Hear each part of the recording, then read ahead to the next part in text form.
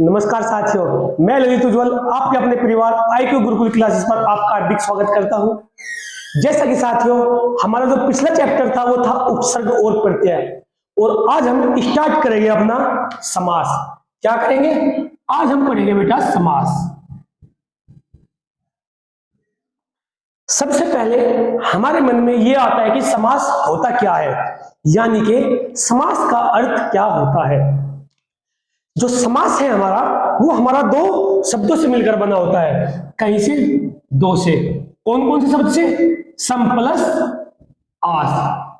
कहीं से? हमारा जो समास है वो दो शब्दों से मिलकर बना होता है, और वे दो शब्द है वे है सम धन आस। यानी कि जो हमारा सम है उसका अर्थ क्या होता है? उसका अर्थ होता है, क्या होता है हमारा इसका अर्थ? उचित रूप से। क्या होता है? इसका अर्थ होता है उचित रूप से। और जो हमारा आस है, आस का मतलब क्या होता है? आस का मतलब होता है कि आस पास बैठना। क्या? जो हमारे आस का अर्थ होता है वो होता है हमारा आस पास बैठाना। अर्थात हम कह सकते हैं कि ऐसा अर्थपूर्ण रूप या ऐसा उचित रूप जो उसके कहीं ना कहीं आसपास बैठा हो, तो हम उसे क्या कहते हैं? हम उसे समास कहते हैं। क्या? उचित रूप से या अर्थपूर्ण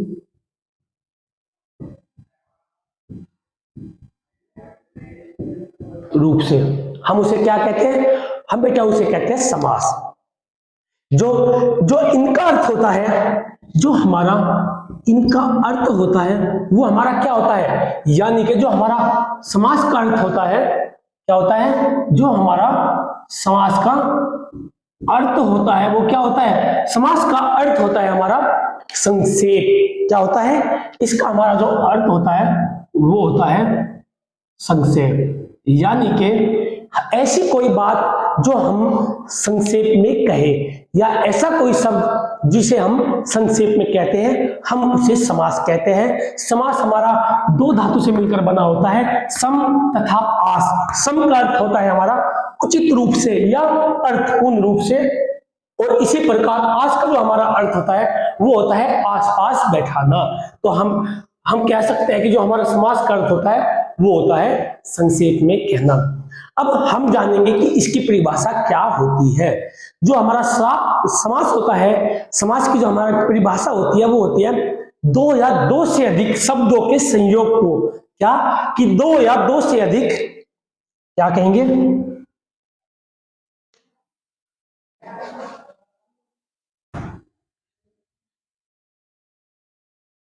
हम कहेंगे कि दो या दो से अधिक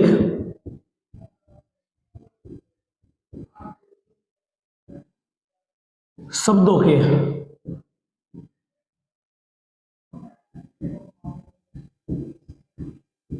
संयोग को, दो या दो से अधिक शब्दों के संयोग को हम क्या कहते हैं? हम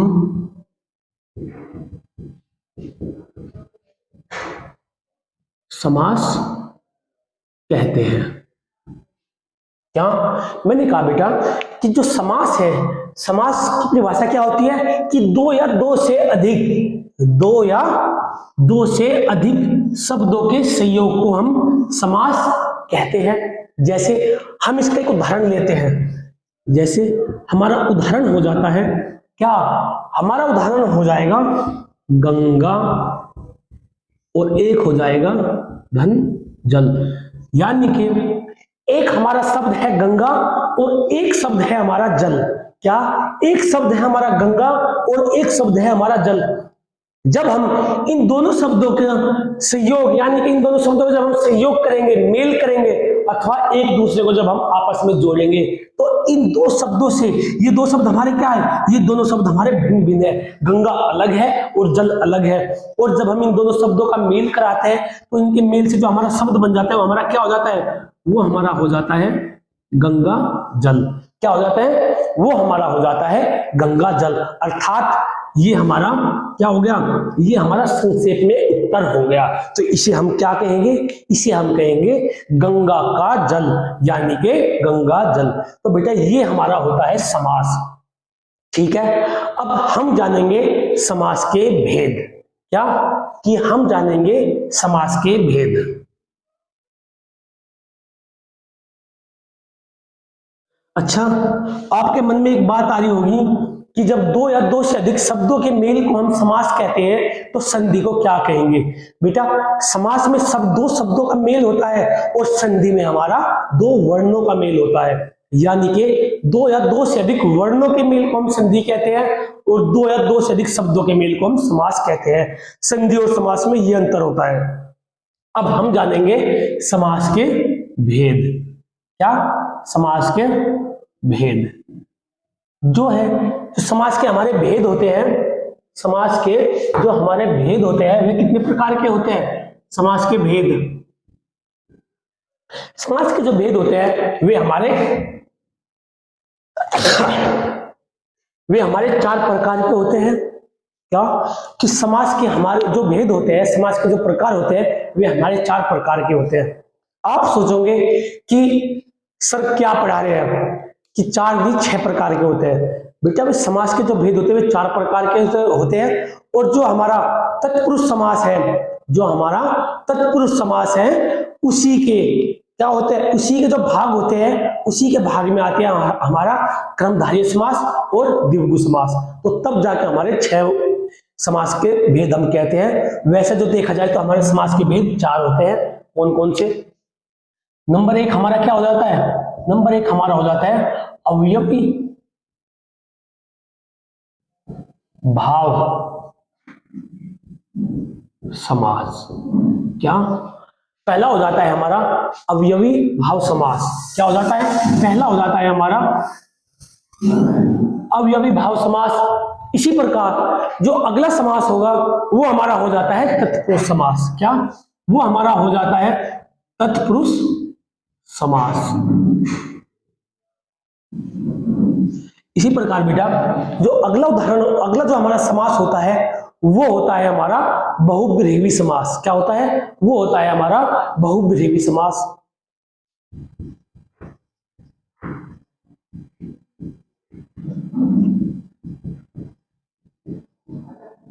और जो हमारा चौथे नंबर का समास होता है वो होता है हमारा द्वंद्व समास। क्या होता है, वो होता है हमारा द्वंद्व समास। तो समास के हमारे कितने भेद होते हैं, समास के हमारे 4 भेद होते हैं। और जो दो भेद होते हैं वे हमारे तत्पुरुष समास के होते हैं। वे कौन कौन से होते हैं। नंबर 1 होता है हमारा क्रमधारय समास, क्रमधारय समास। और जो दूसरा होता है इसी का पार्ट वो होता है हमारा द्विगु समास। क्या होता है, वो होता है हमारा द्विगु समास। वैसे तो तत्पुरुष समास के कितने भेद होते हैं, तत्पुरुष समास के 8 भेद होते हैं, परंतु जो इसके क्रमधारय समास और द्विगु समास होते हैं जो मेन है वे यही है। इस वजह से हम इनको समास के भेद कितने कहते हैं, इन्हीं को जोड़कर तब जाके हम समास के 6 भेद कहते हैं। तो मैंने आपको क्या बताया, मैंने आपको बताया समास, मैंने आपको बताया समास का अर्थ क्या होता है। समास का अर्थ किन शब्दों से मिलकर बना होता है, समास बना होता है सम धन आस, यानी कि सम का अर्थ क्या होता है, सम का अर्थ होता है क्या, उचित रूप से, यानी कि उचित रूप से या अर्थपूर्ण रूप से। और आस का अर्थ मैंने आपको क्या बताया कि आस का अर्थ होता है पास बैठने वाला। क्या, पास बैठने वाला। तो समास हमारा किन शब्दों से मिलकर बना होता है, समास हमारा मिलकर बना होता है समधन आस, हमारा 2 शब्दों से मिलकर बना होता है। और जो समास का अर्थ होता है वो मैंने आपको क्या बताया, मैंने आपको बताया कि जो समास का अर्थ होता है वो होता है संक्षेप, यानी कि अपने किसी शब्द या अपने किसी बात को जब हम संक्षेप में कहते हैं तो हम उन्हें समास कहते हैं। इसके बाद मैंने आपको बताया समास की परिभाषा, कि समास की परिभाषा क्या होती है। समास की हमारी परिभाषा होती है कि जब 2 या 2 से अधिक शब्दों का मेल कराते हैं या संयोग कराते हैं तो हम उसे समास कहते हैं। जैसे मैंने आपको उदाहरण देकर समझाया। हमने एक शब्द लिया गंगा और एक शब्द लिया हमने जल। जब हम इस गंगा और जल का आपस में मेल कराते हैं तो इनका मेल कराने से जो हमारा निर्मित शब्द होगा हमारा क्या हो जाता है, वो हमारा हो जाता है गंगा जल, यानी कि गंगा जल। जब हम गंगा के जल को संक्षेप में कहना हो तो हम कहेंगे गंगा जल। तो इसमें हमारे किस समास का प्रयोग हुआ, तो इसमें होगा हमारा तत्पुरुष समास। इसके बाद फिर मैंने आपको बताया कि संधि और समास में क्या अंतर होता है। संधि हमारी क्या होती है, संधि हमारी होती है कि जब दो या दो से अधिक वर्णों के मेल को हम संधि कहते हैं। और समास क्या होता है, समास में हम दो या दो से अधिक शब्दों का मेल कराते हैं, दो या दो से अधिक शब्दों के मेल को हम समास कहते हैं। यह फर्क होता है संधि और समास में। अब मैं आपको बता रहा हूं कि जो समास है हमारे, समास कितने प्रकार के होते हैं। समास हमारे 4 प्रकार के होते हैं। नंबर 1 हमारा अवयवी भाव समास, नंबर 2 हमारा तत्पुरुष समास, और नंबर 3 हमारा बहुब्रीहि समास, और बेटा नंबर 4 हमारा द्वंद्व समास। समास के हमारे 4 भेद होते हैं, जबकि कोई बुक में आपको 6 भेद मिलेंगे। वे 6 भेद किस प्रकार मिलते हैं, वे 6 भेद इन दोनों समास को मिला करके बनते हैं। इनका आधार पर तब 6 कहते हैं। जबकि जो कर्मधारय और द्विगु है ये तत्पुरुष समास का ही पार्ट होता है। ठीक है, अब हम शुरुआत करेंगे बेटा अपने सबसे पहले अवयवी भाव समास से कि हमारा अवयवी भाव समास होता क्या है। ठीक है,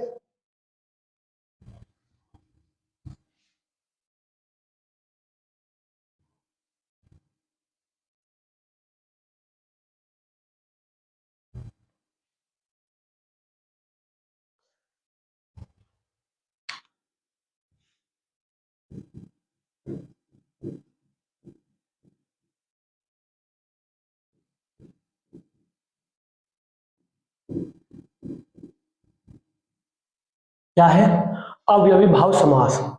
अब सबसे पहले हमारे मन में आएगा कि अवयवी भाव समास होता क्या है, क्या कि हमारा अवयवी भाव समास होता क्या है। अवयवी भाव समास में 2 पद, हर समास में क्या होते हैं, हर समास में 2 पद होते हैं। क्या 2 पद होते हैं। एक कौन सा होता है, एक हमारा होता है पूर्व पद और एक हमारा होता है उत्तर पद। क्या होता है, एक हमारा होता है पूर्व पद और एक होता है हमारा उत्तर पद। पूर्व पद को हम क्या कहते हैं, पूर्व पद कौन सा होता है हमारा, पूर्व पद होता है हमारा आगे वाला। ठीक है, और जो हमारा उत्तर पद होता है ये होता है हमारा पीछे वाला, जो बाद में जोड़ा जाता है, उसे हम उत्तर पद कहते हैं। तो इसी प्रकार जो अवयवी भाव समास है इसमें हमारा क्या होता है, अवयवी भाव समास में हमारा जो पहला पद होता है यह प्रधान होता है। क्या, इसमें पहला पद हमारा प्रधान होता है।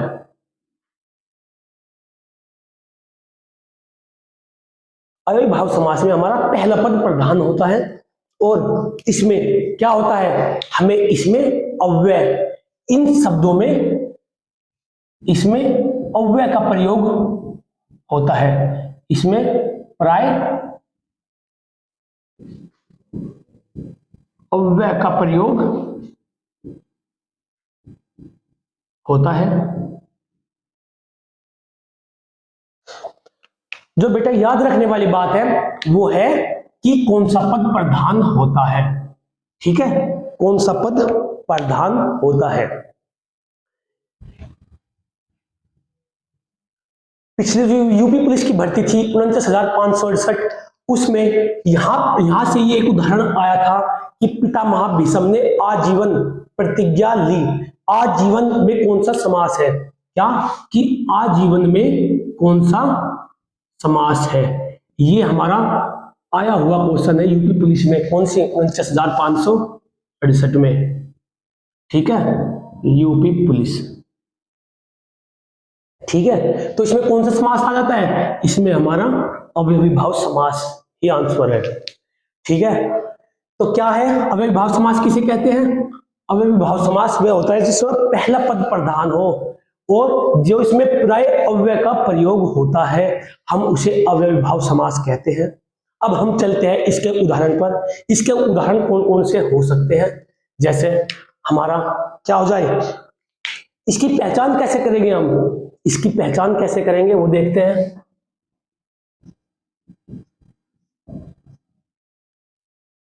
अगर आपको शब्द दे दिया जाए, कोई उदाहरण दे दिया जाए, तो पहचान क्या करेंगे? इसमें हमें क्या देखने को मिलता है? जो शब्द शुरुआत में, शब्दों की शुरुआत में क्या मिलेगा?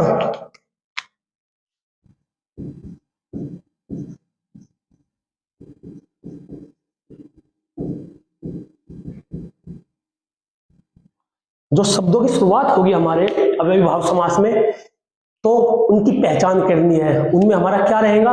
उनमें हमारा रहेगा यथा, यथा से शुरू होने वाले, प्रति से शुरू होने वाले, आ से शुरू होने वाले, और कहीं से होने वाले। ये जो हो जाते हैं ये हमारे यथा, प्रति, आ, उप, ठीक है। जो ये सब है, ये सब जो इन शब्दों से जो हमारे कोई भी उदाहरण शब्द बनकर स्टार्ट होता है, उनमें हमेशा अव्ययी भाव समास होगा।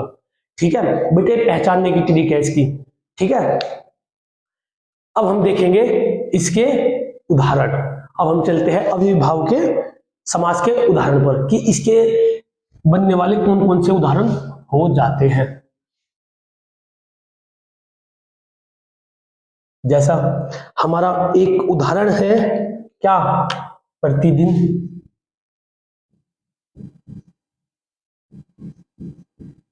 एक हमारा इसका प्रतिदिन उदाहरण हो जाता है।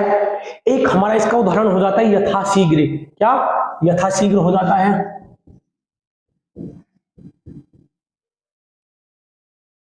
इसी प्रकार एक हमारा हो जाता है प्रत्यक्ष हो जाता है। एक हमारा उदाहरण हो जाएगा बेटा समक्ष हो जाएगा। क्या? समक्ष भी एक इसका उदाहरण हो जाएगा। एक हमारा उदाहरण हो जाएगा आमरण। क्या? एक हमारा उदाहरण हो जाएगा आमरण हो जाएगा।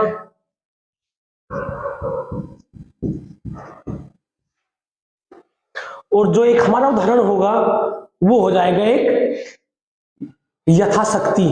क्या हो जाएगा? एक हमारा हो जाएगा यथाशक्ति।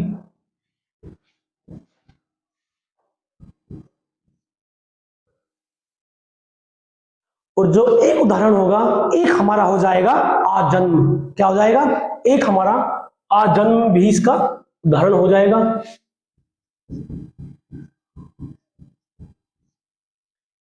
एक हमारा हो जाएगा भरपेट हो जाएगा।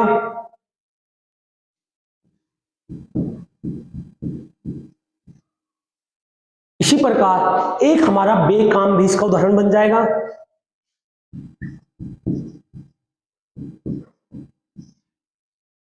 बेकाम भी बन जाएगा।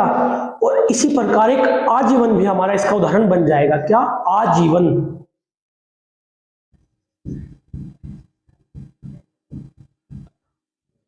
और हमारा कौन कौन से इसके अव्ययी भाव समास के उदाहरण बन सकते हैं? एक हमारा बन जाएगा उपकूल। क्या बन जाएगा? उपकूल भी इसका एक उदाहरण बन जाएगा। और एक बन जाएगा हमारा बेशर्म। क्या? बेशर्म भी हमारा एक इसका उदाहरण बन जाएगा।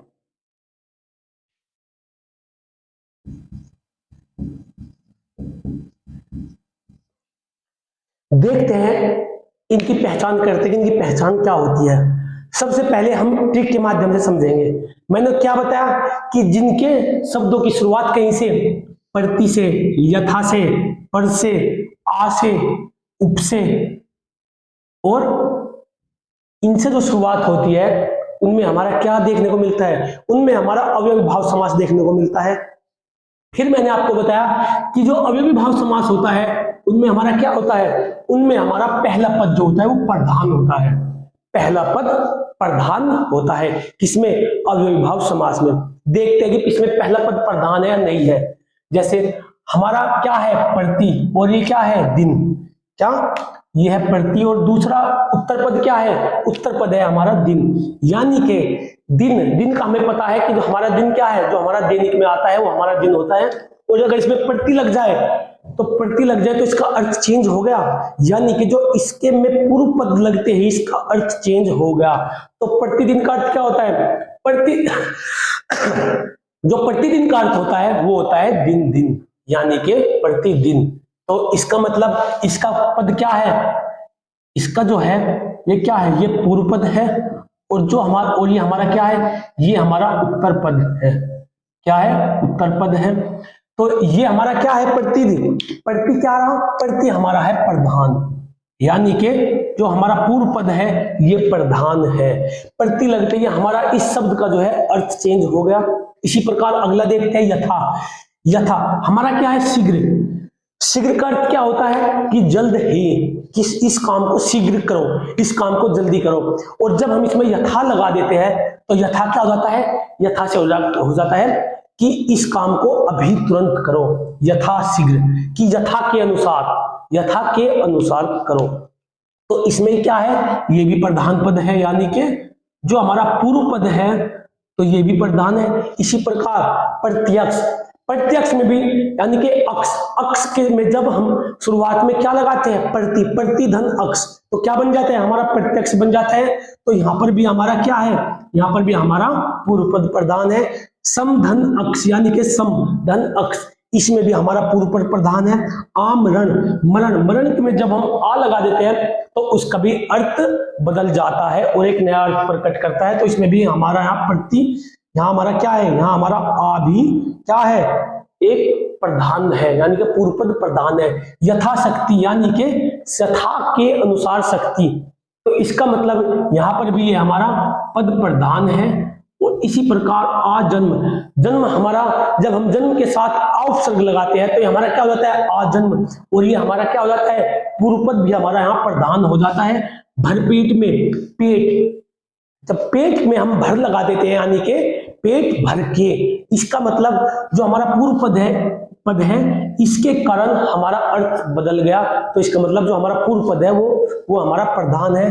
बेकाम, जब हम काम, काम का अर्थ क्या होता है, कार्य, और जब हम काम में बे उपसर्ग लगा देते तो इसका अर्थ क्या हो जाता है, इसका अर्थ हो जाता है बेकाम, यानी कि बिना काम के। तो इसका मतलब ये भी हमारा पूर्व पद प्रधान है। आज जीवन में भी इसी प्रकार, जीवन में जब हम आ लगा देते हैं तो अर्थ बदल जाता है, और अर्थ बदलने के कारण यहाँ पूर्व पद हमारा प्रधान हो जाता है।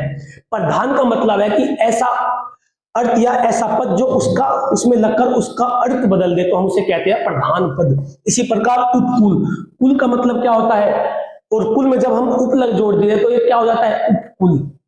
इसी प्रकार श्रम, श्रम में जब हम बे लगा देते हैं तो इसका मतलब बेश्रम, यानी कि श्रम नहीं, श्रम का न होना, उसे हम क्या कहते हैं, बेश्रम। तो इसका मतलब यहाँ पर भी इसमें पूर्व पद प्रधान है। तो ये हमारा क्या है, ये हमारे थे बेटा अव्ययी भाव समास के उदाहरण।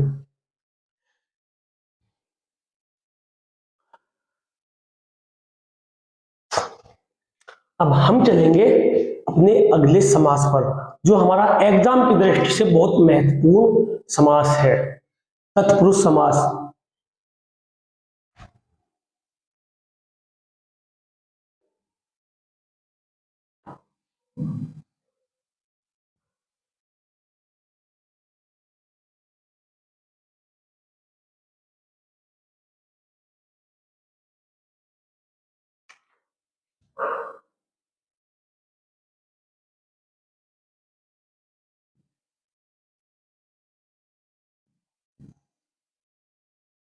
क्या, तत्पुरुष समास, यानी कि तत्पुरुष समास क्या होता है, तत्पुरुष समास में हमारा क्या उत्तर पद प्रधान होता है।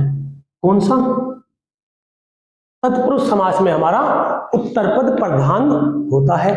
और तत्पुरुष समास के कितने भेद होते हैं, तत्पुरुष समास के हमारे जो भेद होते हैं वे कितने होते हैं, तत्पुरुष समास के हमारे 8 भेद होते हैं, जो कि हमें पढ़ने की आवश्यकता नहीं है। तो इसमें क्या होता है हमारा, इसमें उत्तर पद प्रधान होता है, यानी कि इसमें पीछे वाला जो ऐसा शब्द जो शब्द के पीछे लगकर उसका अर्थ बदल दे, हम उसे कहेंगे उत्तर पद, और उसे कहेंगे उत्तर पद प्रधान, यानी कि पीछे वाला जो शब्द है वो प्रधान होता है। ठीक है, जैसे हम इसके उदाहरण देखेंगे कि इसका उदाहरण कौन कौन से हो सकते हैं। और सबसे बड़ी बात, इसकी पहचान क्या होगी,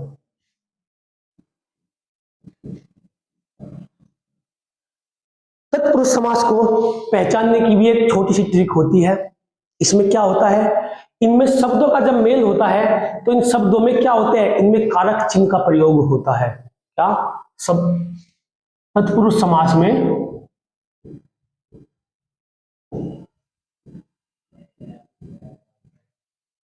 क्या होता है, कारक चिन्ह।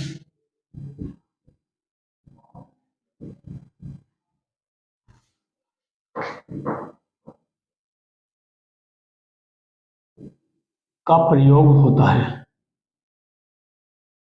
कि इसकी जो पहचान होती है या ट्रिक होती है कि हम किस माध्यम से पहचान कर सकते हैं कि इसमें तत्पुरुष समास है नहीं है। हम करेंगे कि इसमें जो कारक चिन्ह होते हैं, कारक हमारे कितने होते हैं, 8 प्रकार के होते हैं। कौन से, कर्ता, कर्म, करण, ये अपदान, ये अधिकरण, संबंध, ये हमारे कारक होते हैं। और कारक को हम दूसरे शब्दों में क्या कहते हैं, इन्हीं को हम क्या कहते हैं, परसर्ग। यूपी वीडियो 2018 में कारक की जगह क्या दे दिया था एग्जाम में दे रखा था कि इसमें कौन सा परसर्ग है, और अधिकतर बच्चों को परसर्ग का अर्थ ही मालूम नहीं था। इस वजह से इनका उपनाम भी याद रखना बहुत जरूरी है। कारक को हम परसर्ग कहते हैं।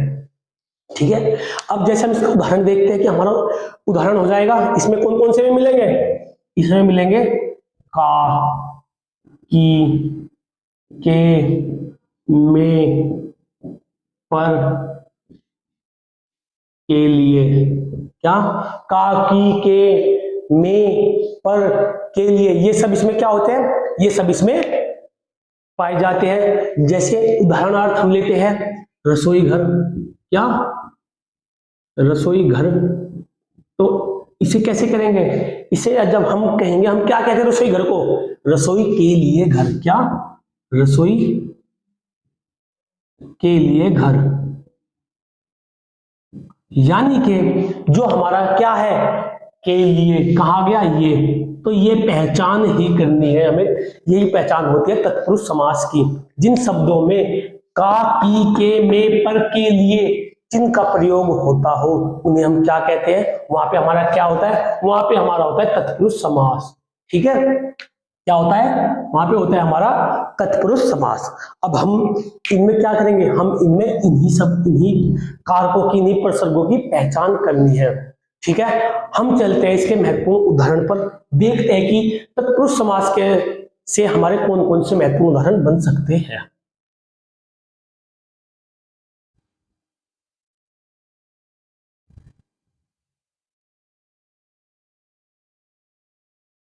सबसे पहले हम जानेंगे, क्या उदाहरण लेंगे, हम पे देखेंगे। सबसे पहला जो हमारा उदाहरण हो जाएगा वो हो जाएगा स्वर्ग प्राप्त। क्या, स्वर्ग प्राप्त पहला हमारा उदाहरण हो जाएगा।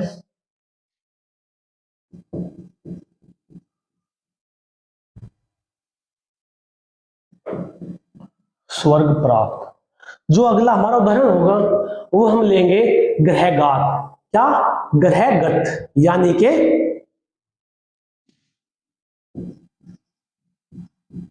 ग्रहागत। इसी प्रकार जो हमारा अगला उदाहरण हो जाएगा वो हो लेंगे हम गगनचुंबी। क्या, गगनचुंबी।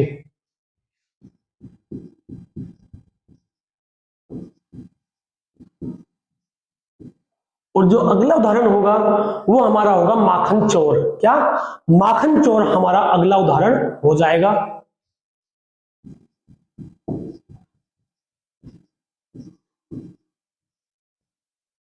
जो अगला उदाहरण होगा वो कौन सा लेंगे, वो हो जाएगा हमारा रस भरा। क्या, रस भरा हमारा अगला उदाहरण हो जाएगा।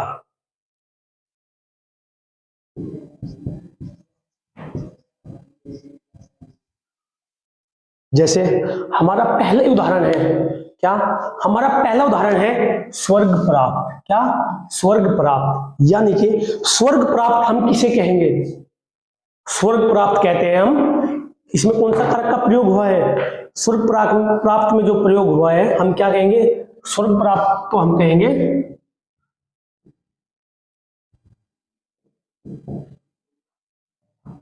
स्वर्ग को प्राप्त।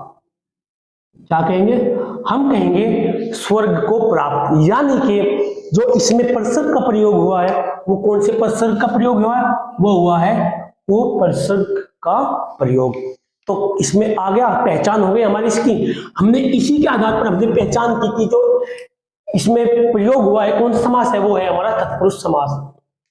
जो दूसरी पहचान करेंगे वो करेंगे हम पद के आधार पर, यानी कि हमने देखा कि जो पूर्व पद है स्वर्ग, स्वर्ग हमारा क्या होता है, स्वर्ग स्वर्ग होता है। इसी प्रकार जब हम प्राप्त इसमें लगा देते हैं तो इससे इसका अर्थ बदल जाता है। क्या, प्राप्त लगते ही, उत्तर पद लगते ही इसमें क्या हो जाता है, इसका अर्थ बदल जाता है और क्या हो जाता है, ये हो जाता है स्वर्ग को प्राप्त। यानी कि ऐसा कोई जो स्वर्ग को प्राप्त हो गया हो या जिसका स्वर्गवास हो गया हो, तो हम उसे क्या कहेंगे, हम उसे कहेंगे स्वर्ग को प्राप्त। तो इसमें क्या है, इसमें जो है हमारा उत्तर पद क्या है, उत्तर पद हमारा प्रधान है।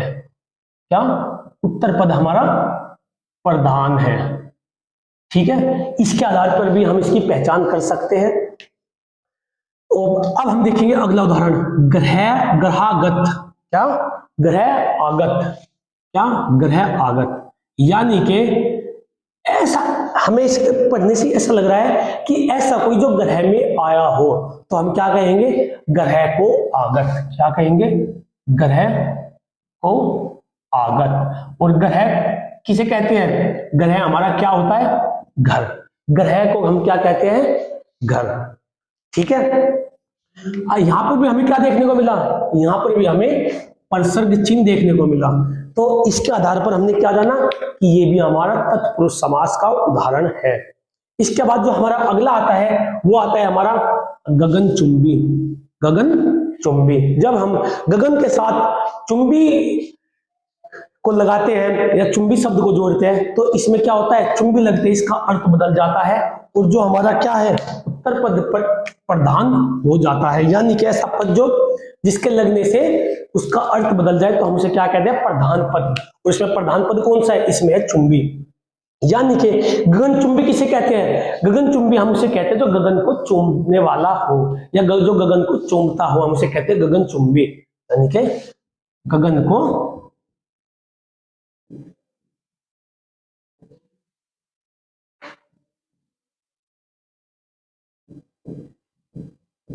चूमने वाला, गगन को चूमने वाला क्या होता है, वो होता है गगनचुंबी। तो इसमें भी हमने क्या देखा, इसमें भी हमने देखा कि जब हमने इसकी गगनचुंबी की व्याख्या की तो हमें इसमें क्या मिला, हमें इसमें मिला को प्रसर्ग। यानी कि इसमें भी हमारा क्या है, इसमें भी हमारा तत्पुरुष समास है। इसके बाद अब हम चलते हैं अगले उदाहरण पर। जो हमारा अगला उदाहरण है वो है माखन चोर। क्या है, माखन चोर। यानी कि सबसे पहले हम इसमें पद देखें कौन सा है, माखन। माखन क्या होता है, माखन हमारा घी होता है और जब उसमें चोर लग जाए, जब हम इसमें चोर लग जाए तो इसका अर्थ अलग हो जाता है। क्या, इसका अर्थ अलग हो जाता है। यानी कि इसमें जो उत्तर पद है वो प्रधान है और जब हम इसकी व्याख्या करके देखते हैं तो क्या हो जाएगा, माखन चोर। माखन चोर हम किसे कहते हैं, जो माखन को चुराता हो, माखन चुराने वाला। क्या हो जाएगा,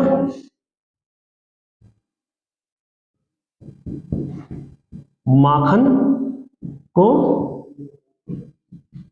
चुराने वाला। इसमें हमने देखा कि इसमें भी हमारा कौन से प्रसर्ग का प्रयोग हुआ है, इसमें भी हमारा वो प्रसर्ग का प्रयोग हुआ है। तो इसमें भी हमारा क्या है, इसमें भी हमारा तत्पुरुष समास है। अब हम देखेंगे रस भरा। क्या, रस भरा, यानी कि ऐसा जब हम रस के साथ, रस रस यानी कि जूस, जब हम रस के साथ भरा शब्द जोड़ते हैं और भरा शब्द जुड़ते ही हमारा इसका अर्थ क्या हो जाता है, इसका अर्थ में परिवर्तन हो जाता है और जो अर्थ में परिवर्तन करता है वो कौन सा शब्द है, वो है हमारा भरा। यानी कि जो भरा है हमारा वो क्या है, वो हमारा उत्तर पद है और वो क्या है, वो प्रधान है। यानी कि इसी से हमारा जो है अर्थ बदल रहा है, तो उत्तर पद इसमें हमारा प्रधान है। और जब हम इसकी व्याख्या करते हैं, व्याख्या करके हमें क्या पता लगता है, हमें पता लगता है कि रस भरा, यानी कि रस से भरा। क्या, रस से भरा। रस से भरे को हम क्या कहते हैं, रस से भरे को हम कहते हैं रस से भरा, क्योंकि वह रस से भरा हुआ है। तो इसमें हमें क्या मिला, इसमें हमें जो प्रसर्ग दिखाई दिया वो हमें दिखाई दिया से। क्या, इसमें जो हमें प्रसर्ग दिखाई दिया वो हमें दिखाई दिया से प्रसर्ग। तो बेटा ये थे हमारे तत्पुरुष समास के कुछ उदाहरण। ठीक है, अब हम चलते हैं अब हम पढ़ेंगे इससे आगे के कल की क्लास में और देखेंगे कि कल की क्लास में उर्वरित पुरुष के हमारे कौन कौन से महत्वपूर्ण उदाहरण हो सकते हैं। तो साथियों, आपसे आशा है कि आप हमारे चैनल को सब्सक्राइब और वीडियो को लाइक जरूर करेंगे। तो तब तक के लिए धन्यवाद। जय हिंद, जय भारत।